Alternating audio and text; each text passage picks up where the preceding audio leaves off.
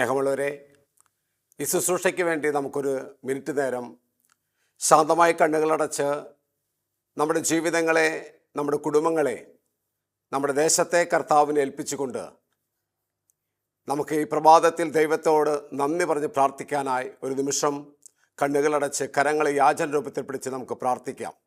നല്ലവനും കാരുണ്യവാനായ ദൈവമേ, ഞങ്ങളുടെ ജീവിതങ്ങളെ ദൈവത്തിൻ്റെ യഥാർത്ഥ പ്രകാശത്തിലേക്ക് നയിക്കുവാൻ കർത്താവെ അവിടുത്തെ പരിശുദ്ധാത്മാവിനെ ഞങ്ങൾക്ക് നൽകി അത് സമൃദ്ധിയായി വർഷിക്കപ്പെടുവാനും ഞങ്ങളിൽ നിന്ന് ഒഴുകുവാനും അനേകരുടെ ആത്മാക്കളെ രക്ഷയ്ക്ക് വേണ്ടി അത് ശുശ്രൂഷിക്കപ്പെടുവാനും ഞങ്ങളെ ശക്തിപ്പെടുത്തണമെന്ന് പ്രാർത്ഥിക്കുന്നു.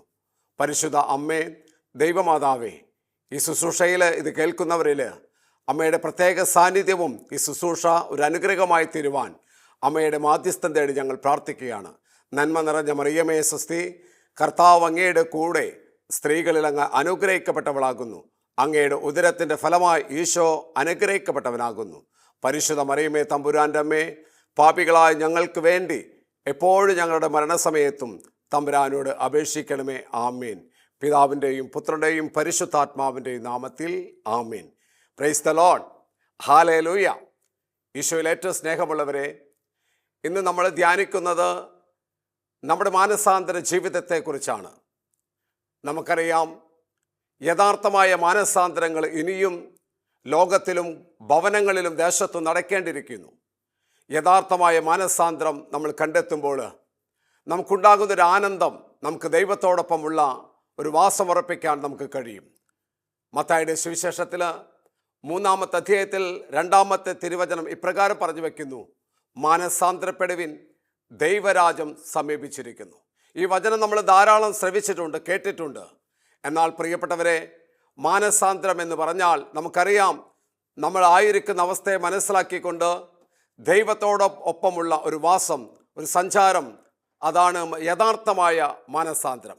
ജെറമ്യയുടെ പുസ്തകത്തിൽ 31-ാമത്തെ അധ്യായത്തിൽ 16-ാമത്തെ തിരുവചനം ഇപ്രകാരം പറഞ്ഞു വയ്ക്കുന്നുണ്ട്: നിന്റെ കരച്ചിൽ നിർത്തുക, കണ്ണുനീര് തുടയ്ക്കുക, നിന്റെ യാചനകൾക്ക് ഉത്തരം ലഭിക്കുക തന്നെ ചെയ്യും.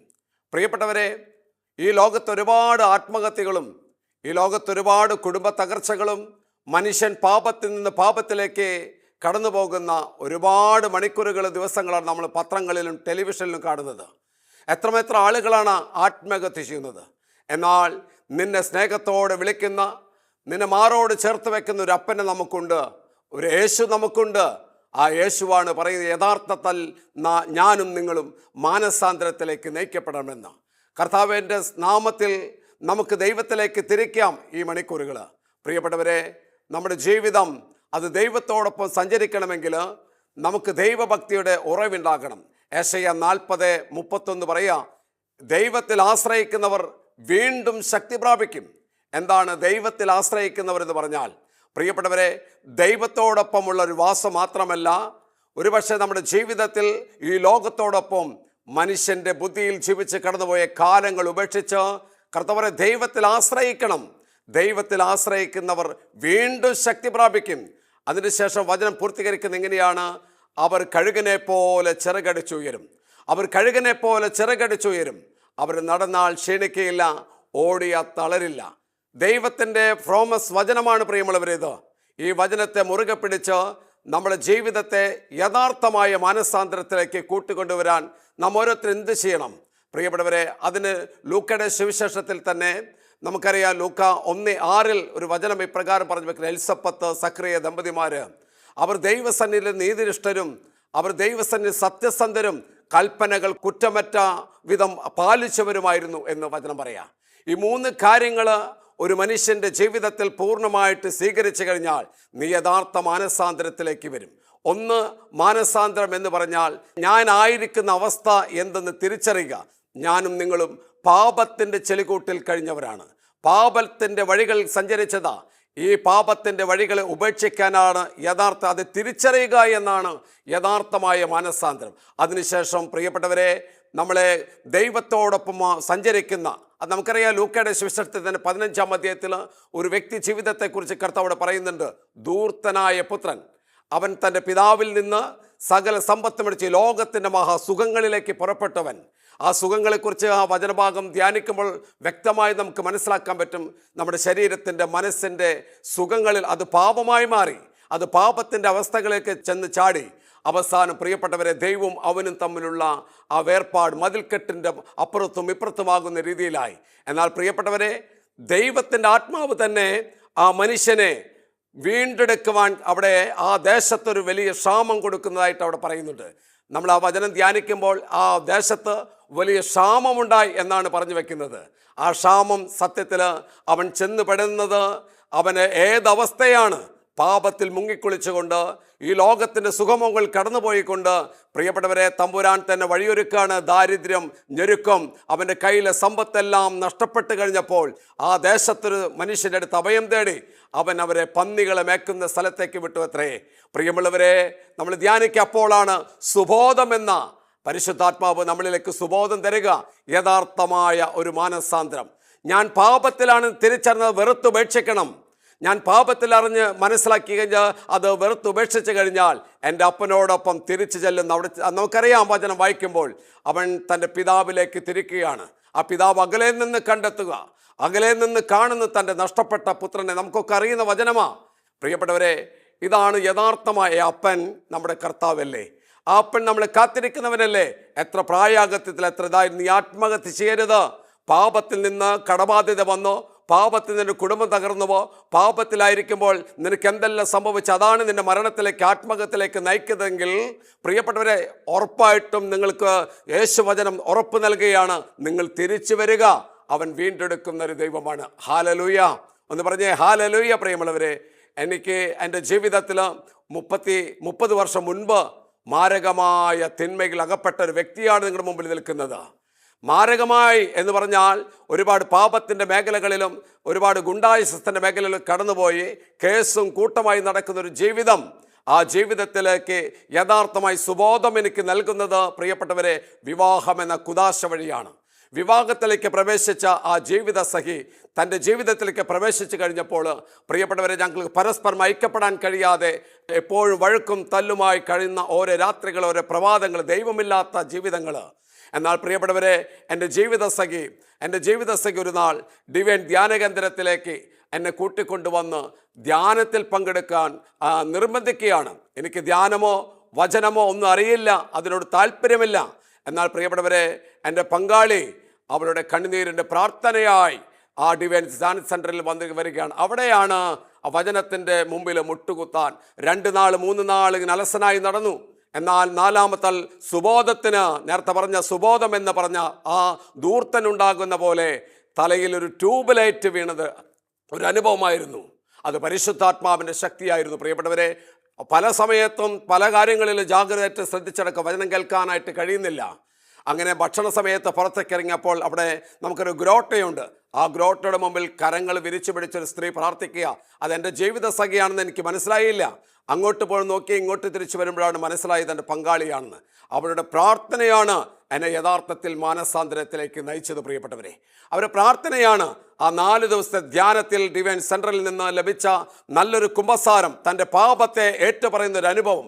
മാനസാന്തരത്തിലേക്ക് ആദ്യപ്പടി താൻ പാപിയാണെന്ന് തിരിച്ചറിഞ്ഞ് ആ പാപം ഏറ്റുപറയാൻ കത്തോലിക്ക സഭയിലെ പോലെ മറ്റൊരു വഴികളില്ല. പ്രിയപ്പെട്ടവരെ, കുമ്പസാരം എന്ന ആ വലിയ കുദാശകളിലേക്ക് നമ്മുടെ പാപങ്ങൾ ഏറ്റുപറയാൻ നമ്മുടെ മനസ്സിന് തുറക്കുന്ന പരിശുദ്ധാത്മാവാണ്. അത് ഏറ്റുപറഞ്ഞു കഴിഞ്ഞപ്പോൾ എൻ്റെ ജീവിതത്തിൽ എന്തെന്നില്ലാത്തൊരു ആനന്ദം, തൻ്റെ പ്രായത്തിൽ ഇത്ര മാത്രം ഇതുവരെയ്ക്ക് അനുഭവിക്കാത്തൊരു സന്തോഷം നമ്മളിലേക്ക് ആ കുമ്പസാരം പാപത്തിൻ്റെ കെട്ടുകൾ അഴിച്ചു കളഞ്ഞപ്പോൾ യഥാർത്ഥ മാനസാന്തരത്തിലേക്ക് ദൈവം ആരാണെന്ന് അന്വേഷിക്കാനുള്ള ആ മേഖലകളിൽ കടന്നു പോകുന്നൊരവസ്ഥയാണ് അവിടെ ഉണ്ടായത്.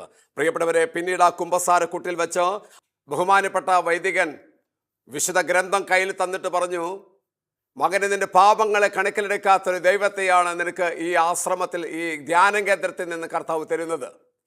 നിന്റെ പാപങ്ങളെ എഴുതി വയ്ക്കാത്തൊരു ദൈവം.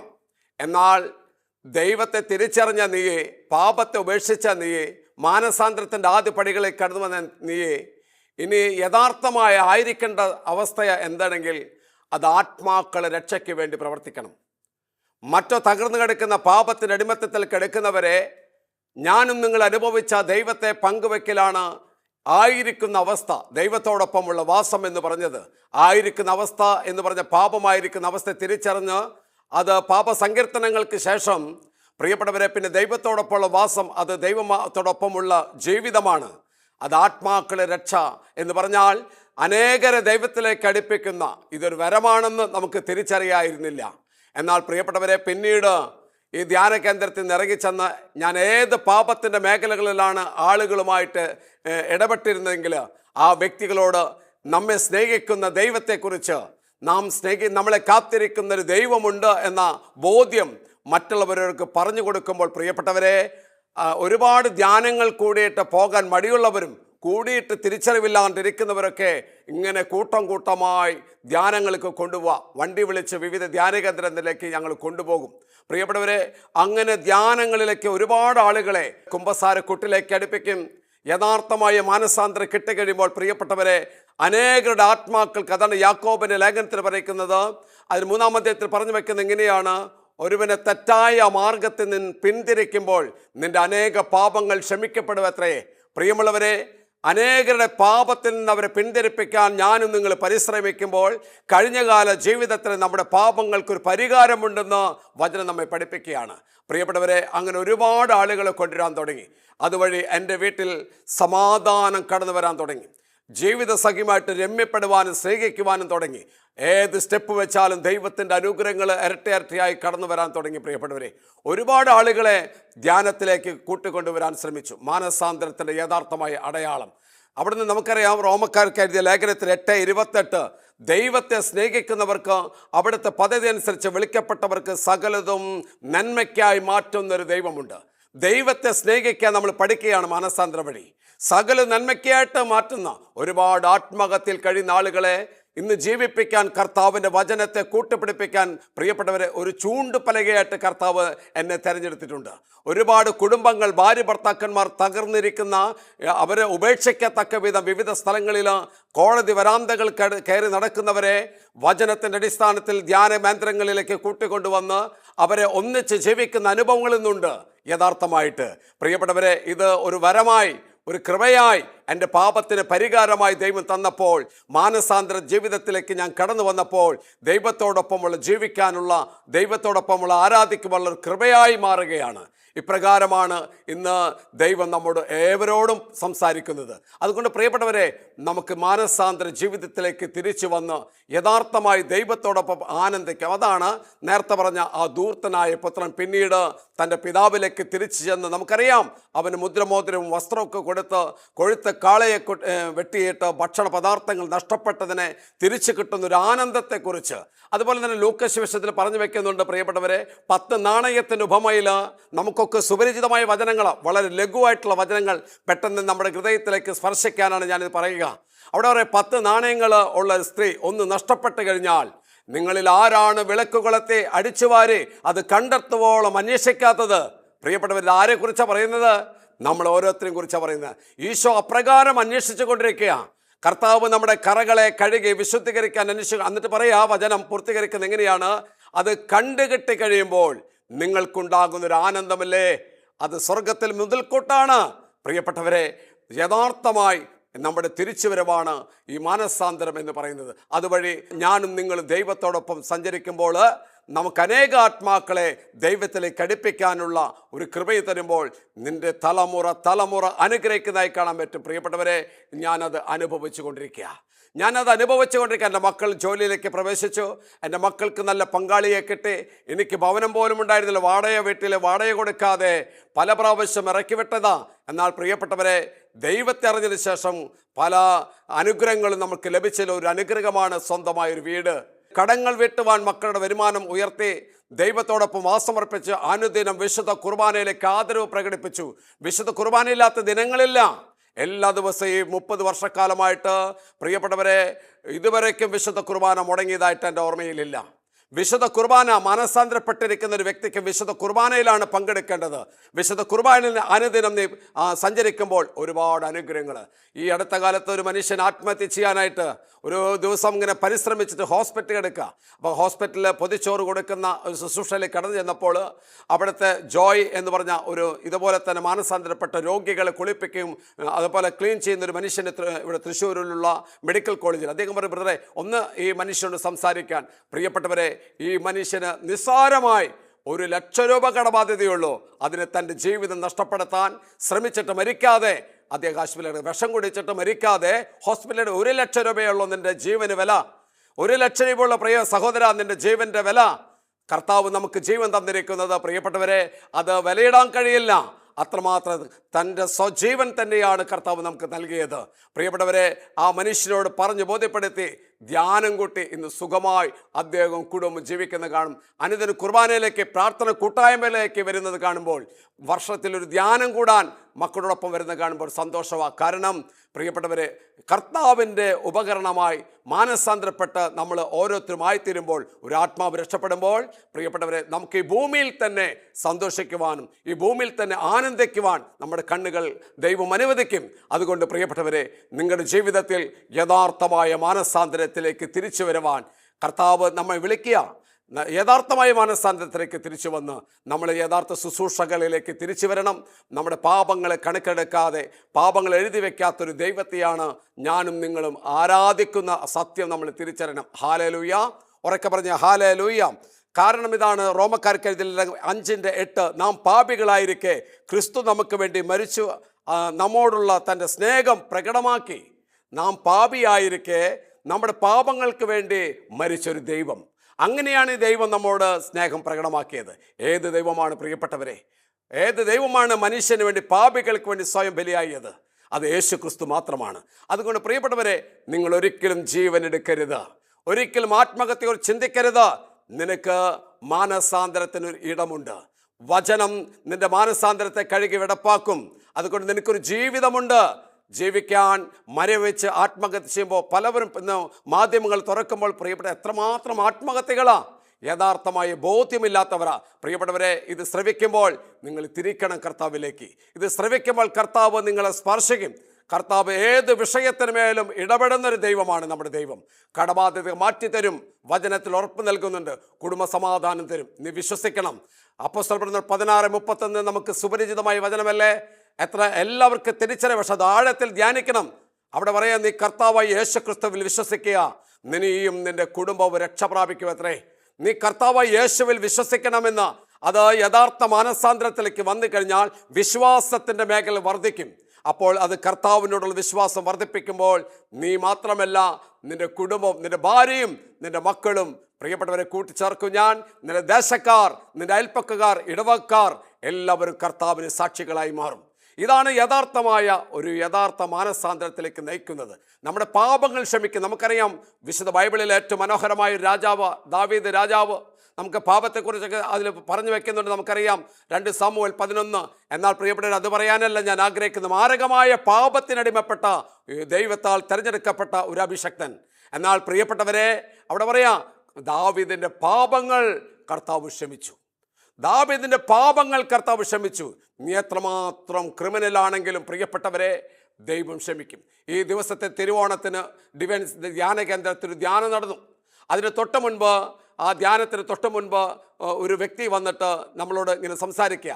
ഞാൻ 6 കൊല്ലമായിട്ട് വളരെ ഭീകരമായ ഒരു അവസ്ഥയിലാണ്. യഥാർത്ഥ മാനസാന്തരത്തെക്കുറിച്ച് അറിയില്ല. ഒരു പയ്യൻ, നമ്മൾക്കറിയണതാ പ്രിയപ്പെട്ടവരെ. കാരണം ചോദിച്ചപ്പോൾ അവൻ്റെ അപ്പൻ വലിയൊരു മദ്യപാനിയായിരുന്നു. വലിയൊരു മദ്യപാനിയാ. ആ മദ്യപാനിയായ അമ്മയെ എപ്പോഴും ചീത്ത വിളിക്കും. ഇവന് 30 വയസ്സ് ഇപ്പോൾ പ്രായമുണ്ട്. ഇപ്പോൾ എൻ്റെ അടുത്ത് വന്ന് പറയാനുള്ള, ഈ ധ്യാനത്തിൽ പങ്കെടുക്കാൻ ഞാനാണ് കൊണ്ടുവന്നത്. ഈ ധ്യാനത്തിൽ പങ്കെടുക്കാനുള്ള കാരണം ഇതാണ്. അവനിപ്പോൾ 31 വയസ്സ്, 30-31 വയസ്സായി. വിവാഹം വേണത്രേ. അതിനുശേഷമാണ് നമുക്കൊരു പരിചയമില്ല. ഇങ്ങോട്ട് പറയാം, ബ്രദറെ, ഞാൻ ഏകദേശം 9 മാസമായി റിമാൻഡിലാണ്. ചോദിച്ചു എന്താ കാരണം? അവൻ്റെ അപ്പൻ വലിയ മദ്യപാനിയായിരുന്നു. പ്രിയപ്പെട്ടവരെ, അമ്മയെ പെരയ്ക്ക് ചുറ്റും ഒടുക്കും. അവൻ കണ്ടു മടുത്തു. ഒരു ദിവസം അവൻ നന്നായി മദ്യപിച്ചു വന്നിട്ട് പ്രിയപ്പെട്ടവരെ, അന്ന് അപ്പൻ രാത്രി മദ്യപിച്ചിട്ടില്ല. അപ്പൻ ഇവനോട് എന്തൊക്കെ പറഞ്ഞപ്പോൾ അപ്പനോടുള്ള ആ ഗൗരവം, ദേഷ്യം, കോപം അപ്പനെ കത്തിയെടുത്ത് വെട്ടിയത്രേ. അങ്ങനെ വെട്ടി നിലത്ത് വീണ് അമ്മിക്കൊഴയെടുത്ത് കുത്തി കുത്തി കുത്തി തല തകർത്തു. ആ മനുഷ്യൻ 9 മാസത്തുള്ള റിമാൻഡിലാണ്. അവനിപ്പോൾ അവൻ്റെ കൂട്ടുകാർ സത്യസന്ധന് നിഷ്കളങ്കരമായ ഒരു മനുഷ്യനാണെന്ന് കൂട്ടുകാർക്കറിയാം. കൂട്ടുകാരും അവനെ വീട്ടിൽ ചേർത്ത് പിടിച്ചു. അവനെ മറ്റു വഴിയിലേക്ക് പോയില്ല. അവൻ ജയിൽ ശിക്ഷ കഴിഞ്ഞ് അവന് 9 മാസം റിമാൻഡിലാണ്. കേസ് നടന്നുകൊണ്ടിരിക്കുക. അവൻ്റെ അമ്മയുടെ ആംഗളമാരാണ് ജയിൽ കാശ് കൊടുത്ത് അവൻ ഇറക്കിയത്. പ്രിയപ്പെട്ടവരെ, അവന് ഓണത്തിന് ഇവിടെ നടന്ന ധ്യാനത്തിൽ 5, 6, 7 തീയതികളിൽ ഡിവൈൻ നടന്ന തിരുകുടുംബ ധ്യാനത്തിൽ കൂട്ടിക്കൊണ്ടുവന്ന് അവൻ നല്ലൊരു കുമ്പസാരത്തിന് ഞങ്ങൾ ഒരുക്കി.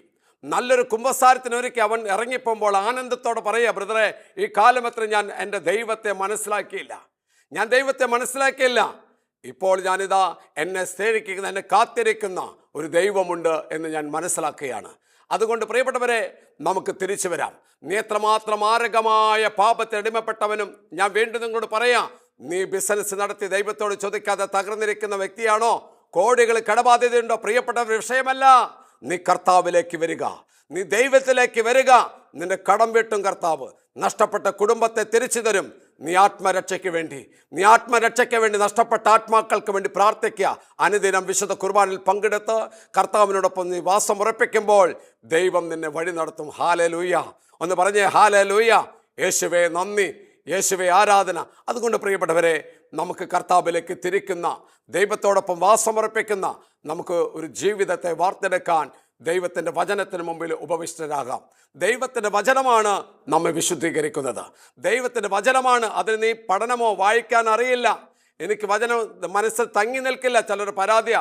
ഒന്നുമേ വേണ്ട, നീ ദൈവത്തോടൊപ്പം ഒരുമിച്ചിരുന്നാൽ പ്രിയപ്പെട്ടവരെ, നിന്നെ വചനം പഠിപ്പിക്കും കർത്താവ്. വചനത്തിൽ നിന്നെ വഴി നടത്തും ദൈവം. അതാണ് ദൈവത്തിൻ്റെ വചനത്തിൻ്റെ ശക്തി. അതുകൊണ്ട് പ്രിയപ്പെട്ടവരെ, നമുക്ക് ദൈവത്തോടൊപ്പം കർത്താവിനോടൊപ്പം കടന്നു വരാം. ഏശയുടെ പുസ്തകത്തിൽ 59:1 സുപരിചിതമായ വചനമാണ്. അതിലിങ്ങനെ പറയാം, രക്ഷിക്കാനാവാത്ത വിധം കർത്താവിൻ്റെ കരം കുറുകിയിട്ടില്ല. രക്ഷിക്കാൻ കഴിയാത്ത വിധം കർത്താവിൻ്റെ കരം കുറുകിയിട്ടില്ല പ്രിയമുള്ളവരെ. അതിനുശേഷം പറയാണ്, കേൾക്കാനാവാത്ത വിധം അവിടുത്തെ കാതുകൾക്ക് മാന്ദ്യം സംഭവിച്ചിട്ടില്ല.